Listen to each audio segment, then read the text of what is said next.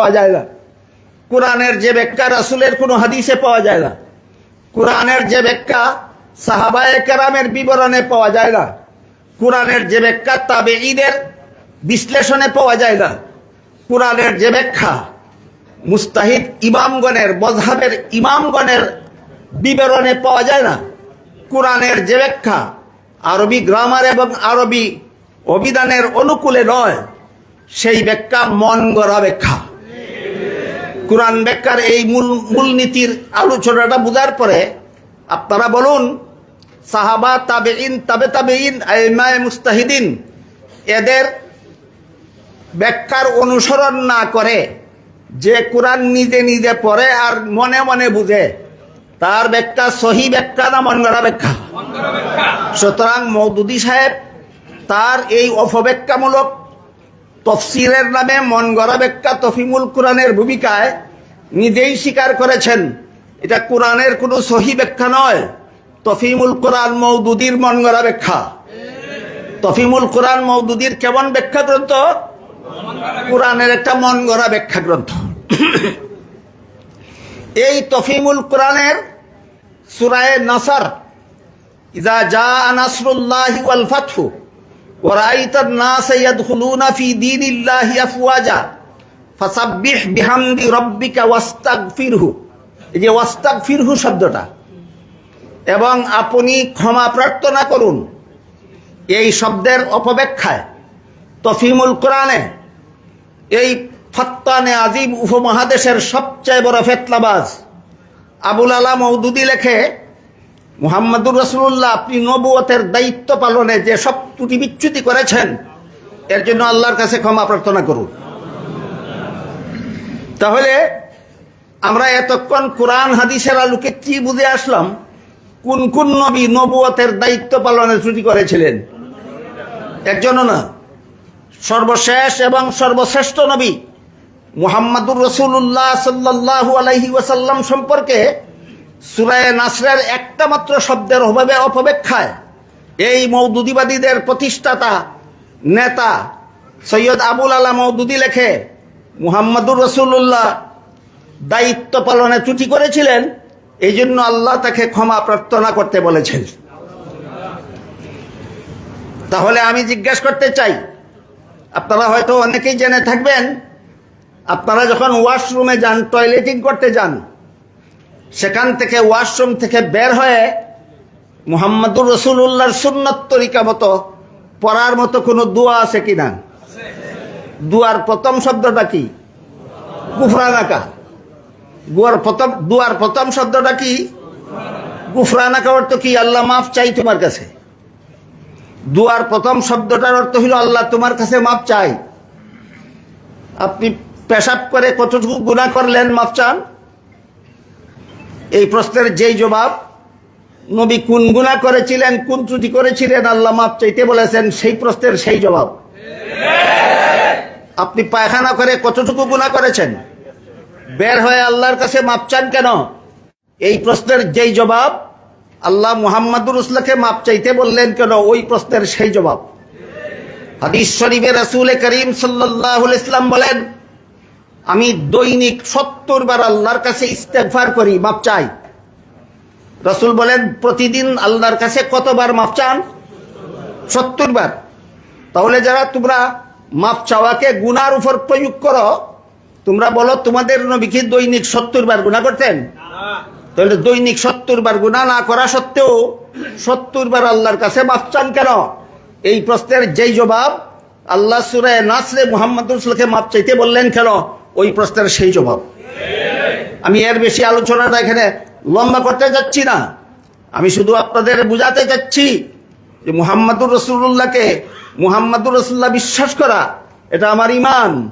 দায়িত্ব পালনে ত্রুটি করেছেন কিনা সেটা আমার আকীদা। যারা বিশ্বাস করে নবী দায়িত্ব পালনে ত্রুটি করেননি, তাদের ঈমানও শুদ্ধ, আকীদাও শুদ্ধ। যারা মুহাম্মদুর রাসূলুল্লাহকে মুহাম্মদুর রাসূলুল্লাহ বিশ্বাস করে কিন্তু দায়িত্ব পালনে ত্রুটি করেছেন বলে জঘন্যতম অপবাদ দেয়, এদের আকীদা খারাপ। এরা হইল মওদুদীবাদী। কি বাদী? মওদুদীবাদী। এরা নাকি দেখে না এদের আকীদা খারাপ কোথায়। আমি আপনাদের জিজ্ঞাসা করি, চামচিকা কি দেখে আকাশে সূর্য কোথায়? কেন, সূর্যের দোষে না চোখের দোষে? চামচিকা যেভাবে নিজের চোখের দোষে দেখে না আকাশে সূর্যটা কোথায়, ঠিক তেমনি ভাবে মওদুদিবাদীদের আকীদার দোষে দেখে না এদের আকীদা খারাপ কোথায়। এই ভ্রান্ত আকীদা আহলে সুন্নাত ওয়াল জামাত পরিপন্থী। একমাত্র আহলে সুন্নাত ওয়াল জামাতের আকীদাই হলো বিশুদ্ধ আকীদা। এ মর্মে হাদিস শরীফে রাসূল করিম সাল্লাল্লাহু আলাইহি ওয়াসাল্লাম বলেছেন, বনি ইসরাইল ইহুদি খ্রিস্টানেরা ধর্ম নিয়ে দলাদলি করে 72 দলে বিভক্ত হয়েছিল, আর আমার উম্মত মুসলমানেরা 73 দলে বিভক্ত হবে। তোর মধ্যে রাসূল বলেন 72 দল মুসলমান হবে জাহান্নামী। 72 দল মুসলমান কারা? যারা ইমানের সহায়তা বিশ্বাস করে তারা। 72 দল মুসলমান না তারা, না যারা বিশ্বাস করে তারা। 72 তারা হবে জাহান্নামী। কেন? কারণ তাদের ইমান আছে, আকীদা খারাপ। এই হাদিসটা যাদের বুঝা নসিব হয়নি, যাদের দলের প্রধান নেতা ইসলামের জ্ঞান সম্পর্কে গণ্যমূর্খ, যাদের দলের প্রধান নেতা ইসলামের জ্ঞান সম্পর্কে গণ্যমূর্খ, এরা কিভাবে জানবে যে 72 দল মুসলমান জাহান্নামী হবে? সহায়তা বিশ্বাস না করার কারণে, না আকীদা খারাপ হওয়ার কারণে।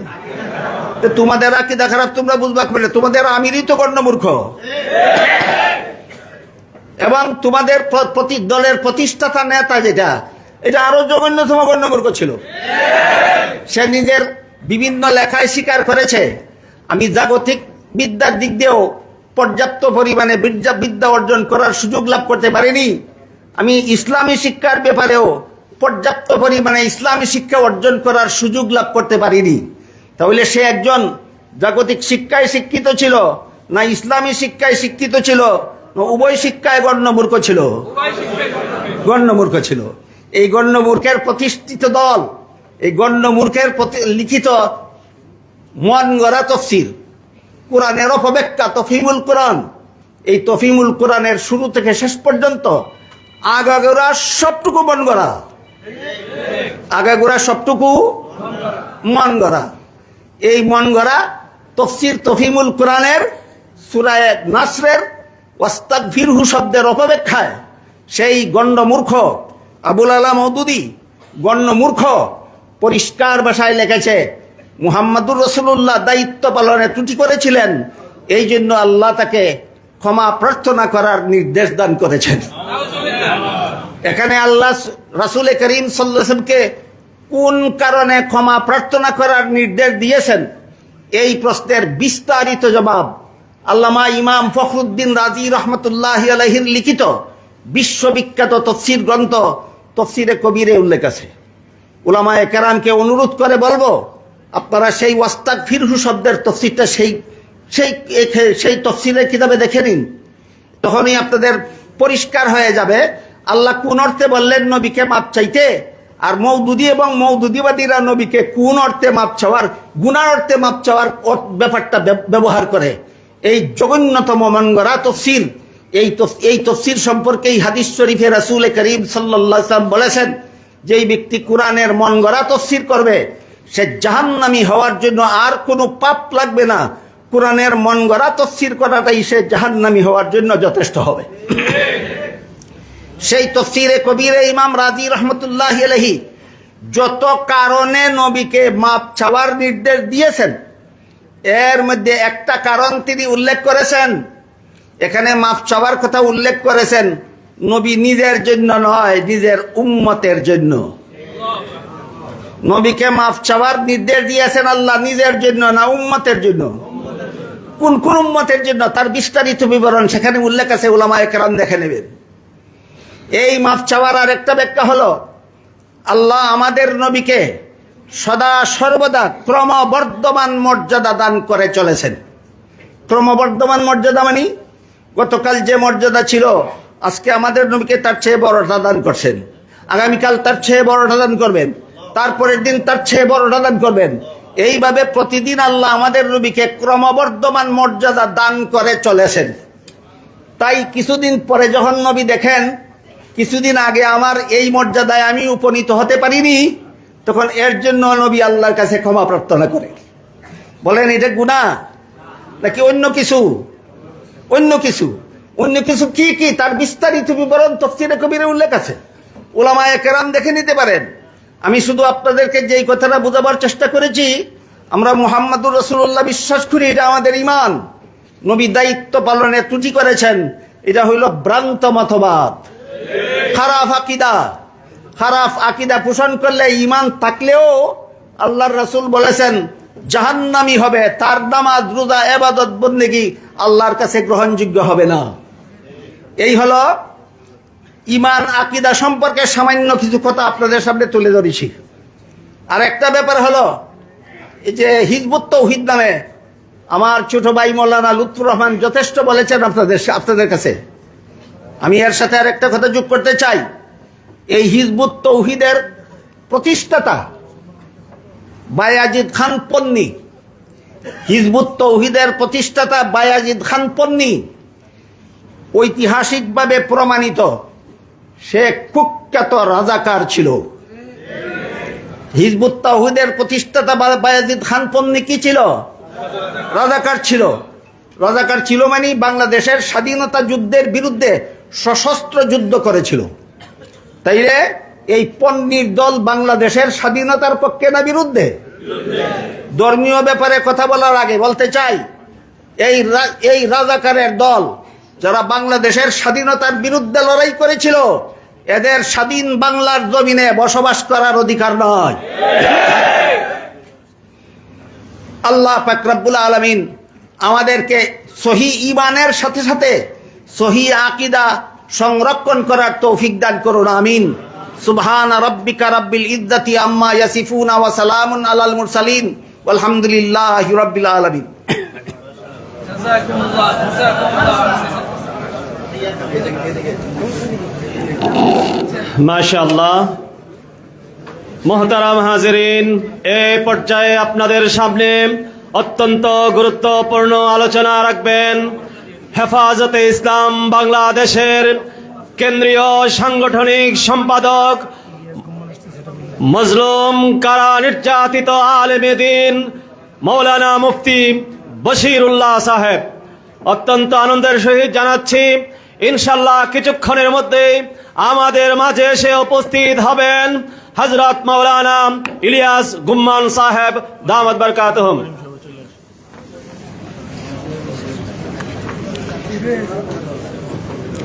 نحمده ونصلي على رسوله الكريم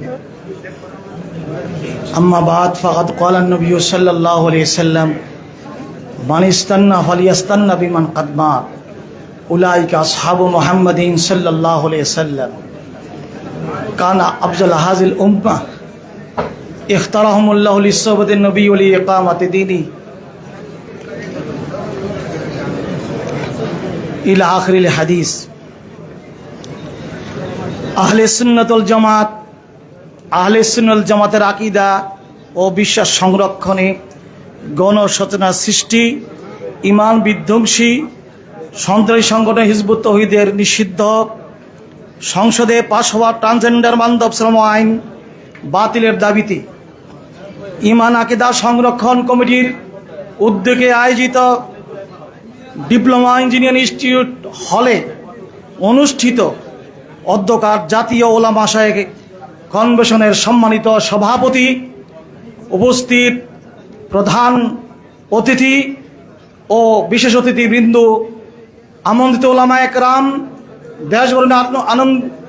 দেশবরেণ্য ওলামা একরাম ও উপস্থিত সাথী ও সংগ্রামী বন্ধুরা, অলিপুরি সাহেব বয়ানের পরে আমাদের বক্তব্যটা হলো গোসল করার পরে আবার তৈমুম করা। তো গোসলের পরে তৈমুম প্রয়োজন হয় নাই, যেহেতু নাম ঘোষণা হয়েছে, এই জন্য আমি আরেকটা দিক আলোচনা করতে চাচ্ছি।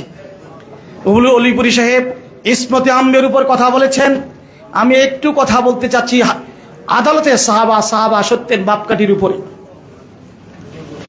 উম্মতের ঐক্যবদ্ধ আহলে সুন্নাত জামাতের আকীদা সাহাবায়ে কেরাম মেয়র হক সত্যের মাপকাঠি। 23 বছর জিন্দেগিতে রাসূল আকরাম সাল্লাল্লাহু আলাইহি সাল্লাম 1.25 লক্ষ সাহাবা একরামদেরকে রাসূলের আদর্শবান বানিয়ে দুনিয়া থেকে বিদায় নিয়েছেন। এই সাহাবাদের ভিতরে উম্মতের মাঝে সর্বশ্রেষ্ঠ উম্মত আবু বকর সিদ্দিক রাদিয়াল্লাহু তাআলা আনহু, দ্বিতীয় নম্বর সর্বশ্রেষ্ঠ ওমর রাদিয়াল্লাহু তাআলা আনহু, তৃতীয় নম্বর সর্বশ্রেষ্ঠ হল হযরত উসমান যিন নুরাইন রাদিয়াল্লাহু তাআলা আনহু, চতুর্থ নম্বর সর্বশ্রেষ্ঠ হল হযরত আলী রাদিয়াল্লাহু তাআলা আনহু সহ অসংখ্য সাহাবায়ে কেরাম। দুনিয়া থাকতে সাহাবায়ে কেরাম ব্যস্ত সুসংবাদ পেয়েছেন। রাসূল করিম সাল্লাল্লাহু আলাইহি সাল্লাম বলেছেন, আলাইকুম বিসুন্নতি ওয়া সুন্নাতিল খুলাফায়ে রাশিদিন মাহদিয়্যিন, তোমরা আমার সুন্নতকে আঁকড়ে ধরবে, আমার পরবর্তী আমার সাহাবা তা খোলাফায়ে রাশিদিন সুন্নতকে আঁকড়ে ধরবে। ওয়াজু আলাইহা বিন নওয়াজিজ। কোরআনে আল্লাহ পাক রব্বুল আলামিন নবীদের সাহাবা সম্পর্কে বলেছেন, আমিনু কামা আমানান নাস। অতএব কোরআন এবং হাদিসের আলোকে সাহাবায়ে কেরাম সত্যের মাপকাঠি। এটা আহলে সুন্নাতুল জামাতের এই আকীদা এবং বিশ্বাস। মোদী সাহেব যে ভ্রান্ত নীতিগুলা করেছেন, এর মধ্যে মৌলিক ভ্রান্ত একটা নীতি হলো সাহাবা সত্যের মাপকাঠি নয়। যারা সাহাবায়ে কেরামকে সত্যের মাপকাঠি মানতে পারে না, তাদেরকেও জাতি কোনো কিছুতেই ইমাম মানতে পারে না, নেতা মানতে পারে না। এই জন্য জামাত ইসলাম নেতৃত্বে কোনো ঐক্য হতে পারে না। এই আহ্বান জানিয়ে আমি আমার বক্তব্য শেষ করছি।